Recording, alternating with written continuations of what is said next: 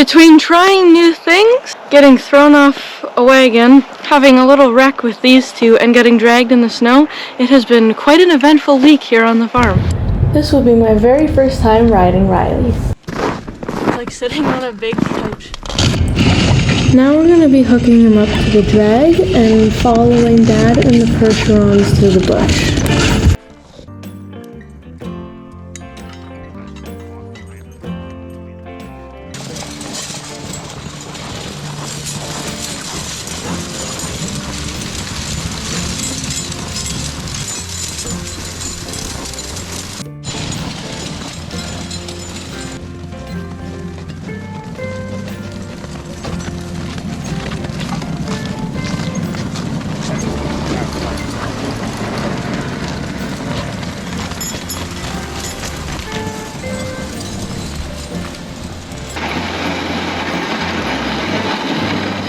Good boy. Yeah, we're gonna follow those guys.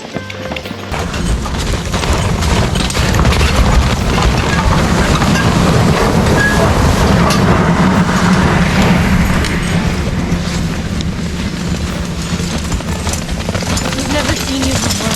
Probably not. Good boy. Oh. Good boy.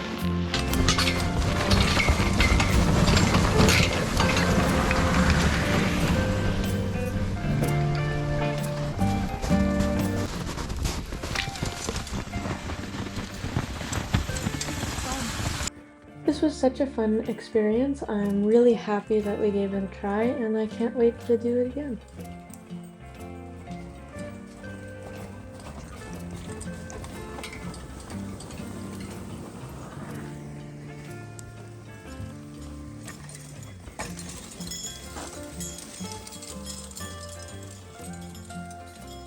The joys of equipment, especially here in the north in the middle of winter, normally very reliable, but of course when it snows, it pours. The clutch on our tractor blew. It didn't totally blow, but it's just very annoying right now. And then things like this happen. So this was awesome. This happened a few weeks ago. The cylinder actually snapped. There's a pin that attaches here. Up inside of there, for those of you that don't know, and it snapped. So that's a first. I've busted my share of hoses, and yeah, we work with horses and stuff like this, but we have our equipment around as well. So yeah, now you're gonna see what we have to do, what I would normally use, either the tractor or the excavator. So another thing here that stopped working properly is the jack on our trailer.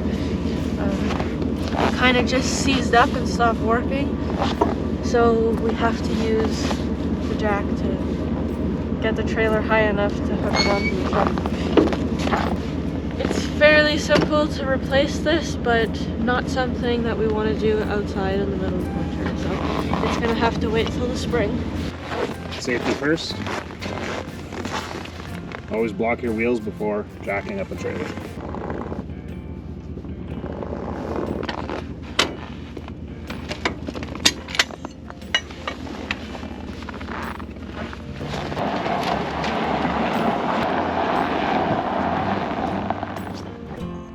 As Dad mentioned, we are going to be doing something with the horses that we would normally do with the tractor or excavator, and that is pulling hay out of the trailer. And today we decided to use the boys for this.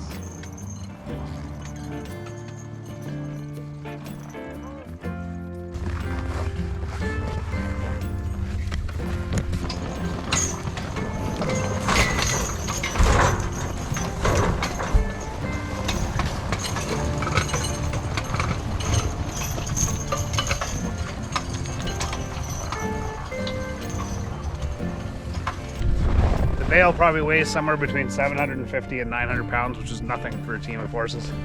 Those boys each weigh about 2,000 pounds each, so that's nothing.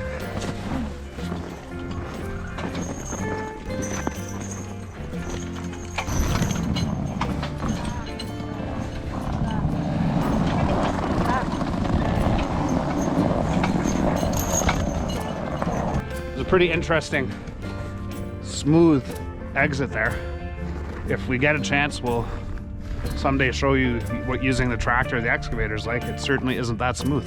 It comes out and usually the bale flips, whereas, you know, the boys pulled it out nice and smooth.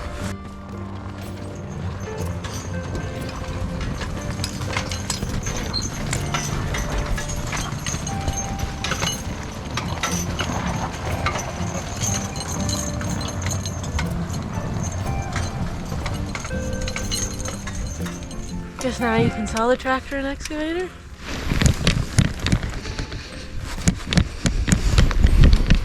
Well, these boys are done for the day. We'll see you guys in a little bit. So, I got into my first wreck today. Wasn't too bad. I've been thrown off a cart a couple of times, especially the logging cart that the boys are on right now. I've been tipped off of there, and it's always been fine. But today, I ended up right on the ground, and so did one of the horses anyway. As you can see with where the wagon is, I took a turn a little bit too sharply, and the front end went down. I fell off. My leg got caught in the lines, which pulled the girls to the right, which is how we ended up in this mess of a situation. The girls kind of moved to the right a little bit more, which did not help the situation at all. Sally, who was on the right, kind of got smushed between these little maples and the tongue and ended up sitting at her back end. And everything was super, super tight, which made this a lot more difficult. I'm very thankful that my mom and my stepdad Rob were here to help. Well, more Rob. Mom kind of panicked a little bit. Her first instinct was, should I go get your dad? And I'm like, no, because I need to know that I can take care of a problem like this on my own. Now, it took a little bit for me to figure out how I was going to get these girls off, because like I said, everything was as tight as it could possibly have been. So I just started undoing straps, whatever I could, to try and loosen things up and get the harnesses off. So in the end, I got the harnesses off. What it took was undoing this one strap at the hams. I can't exactly remember what this one is called, so I'll put it on the screen. But yeah, it took unhooking these straps on both girls so that I could get the yoke off and loosen everything up to get the tugs off, and then I just ended up pulling the harnesses off because that seemed like an easier solution to all of this. This is where I was super thankful for Rob being here, because I did not have the strength to undo Sally's, so thankfully he was here. If he wasn't, I probably would have ended up having to cut one of the straps. In the end, it turned out fine. The girls are fine. I'm fine. It went well. They stayed very, very calm and patient, which was awesome. And the harnesses are a bit of a mess right now, but that's not what matters. So I walked the girls back. The boys were still harnessed up from working earlier, so I got their bridles back on. Got them hooked up to the logging cart, and they're here to pull this thing out. Now, if I didn't have to undo and take off the girls' harnesses, they would still be out here, and I just would have found a way to hook them back up to this thing to get it out. But there's this, so that wouldn't happen.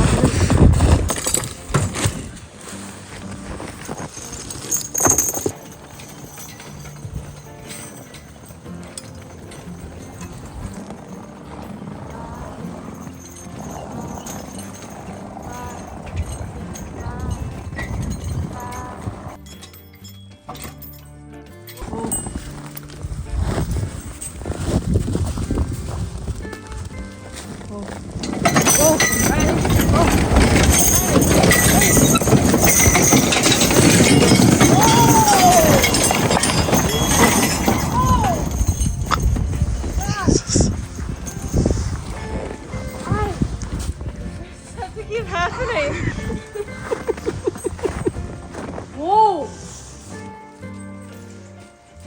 one issue with horses that don't listen. Before we move on, I want to take a minute to explain what you just watched. So, one, I chose to stay off of the cart to get the wagon out because I didn't know how it was going to go. I didn't know if the wagon was going to jolt a little bit because I didn't know how stuck it was. And I wanted to avoid tipping on the cart because I didn't really want to get thrown off an implement for a second time that day. I was gonna stop the boys right away and then get on as soon as the wagon was up on the road. Now, it might have been obvious to some people, Riley did not really listen to my commands throughout that. Now, I was moving around a lot with my lines, which causes the lines to flick around a little bit, and that can be a signal to go, especially for these two, and I know that. That's why I was saying whoa the entire time. And I would say I was doing it pretty calmly at the start. Then Riley just decided to go. So one, he left without my command, and two, even though I was still saying whoa, he still continued to move. So if you heard anger in my voice throughout that, that's what that was. I was a little bit frustrated because he did not listen or respect my command whatsoever. Riley and Charlie are ex-hardwood loggers. That's what they did before we got them. So it's understandable that they would want to go, and they're just expecting a heavy log back there, and they want to pull it, right? That's understandable. The issue is, it's not our first couple months together where we're trying to figure out how we work and how we respond to what. It has been 2.5 years together now, and there is no reason that Riley should not be listening to me like that. That is the reason I got frustrated, and I hope you can understand that, especially if you've had horses for a while. There's probably been times where they just didn't listen and you might have gotten a little bit frustrated, and I think that that's okay, which is why I'm showing this. I want to show that I'm not always perfect. Yes, I get frustrated with my animals when they don't cooperate, especially in a situation like that where I was saying whoa from the start and there was no reason for him to move forward. And two, I also want to show that horses also aren't perfect. There seems to be this idea in the horse world that horses make no mistakes and they're just these perfect animals all the time. Well, that's not entirely true. Sometimes they do make mistakes and you just have to accept that. Sometimes they're a little bit dumb and they do things that they're not supposed to, and that can get them into trouble and stuff like that. And I think that that's okay to acknowledge, and it should be acknowledged. You shouldn't put all the blame on just the person themselves. That yes, horses do make mistakes every once in a while. Yes, most of the time it probably is the person's fault, or it's just no one's fault and things happen, but sometimes they do make the wrong decision, or they just don't listen, or I just wanted to make that point very clear. I had tied up the boys a little ways from here just to teach them to stand calmly and be patient, and I'm going to continue to do that for the next little bit in hopes to try and help this situation that I have with them not standing still and waiting. And along with that, more work, because a lot of horse people say most behavioral issues are solved with more work. So I'm gonna just start doing a little bit heavier with them, because I'm assuming that most of the issues is because of that. They're used to pulling hardwood logs, which are incredibly heavy, and here on the farm we've never really asked them to pull anything that bad or like that heavy, apart from maybe our excavator track, but even that, they basically pull it like it's not even there. And so I'm hoping that working them a little bit harder, plus leaving them somewhere to just stand for an hour or something like that, will help with this issue that we're having. If you have any other tips, I would love to hear them in the comments. So it is now the next day. I've got my harnesses back in shape and I got the girls harnessed up. We're not going to do anything hard today, just chores, because I don't want what happened yesterday to just stick in their mind. I want to get back to work so that we kind of just forget about that. I'm assuming that they'll be fine. These girls are great. I mean, they've been through tough things before. Sally, especially, an ex-Amish horse, she's definitely been in some situations, and Mabel's been in a similar situation here with that. So, and they're capable of just moving on from that. So it's a good thing that nobody got hurt in this situation. So now we're gonna head back to work.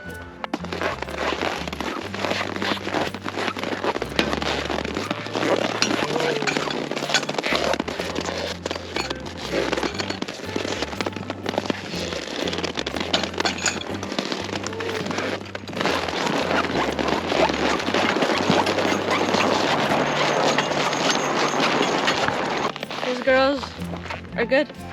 Perfectly fine, as if nothing happened. I think it's important to mention that stuff like this happens when you're working with animals, and you just kind of have to accept that.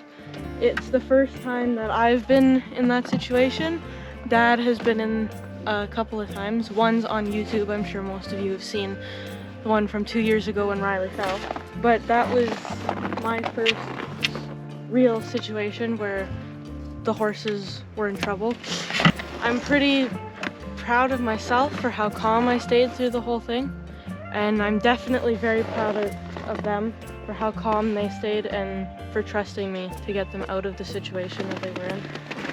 I just thought that that was a little important part to add in. You just have to accept the fact that not everything's gonna go perfectly well all the time. You're gonna make mistakes, the animals are gonna make mistakes. In this case, this was my fault for making a turn that I shouldn't have made. It happens. Luckily, no one got hurt. That's the most important thing.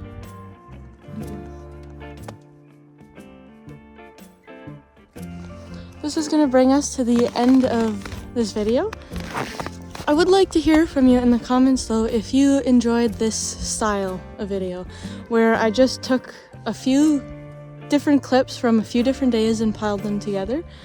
That is kind of my plan, is to just film a little bit, maybe every day, every few days, and pile them all together, and once I have a 15 to 20 minute video, put it out. And so I hope you enjoy this style. Again, please let me know in the comments. And I'll see you guys next time.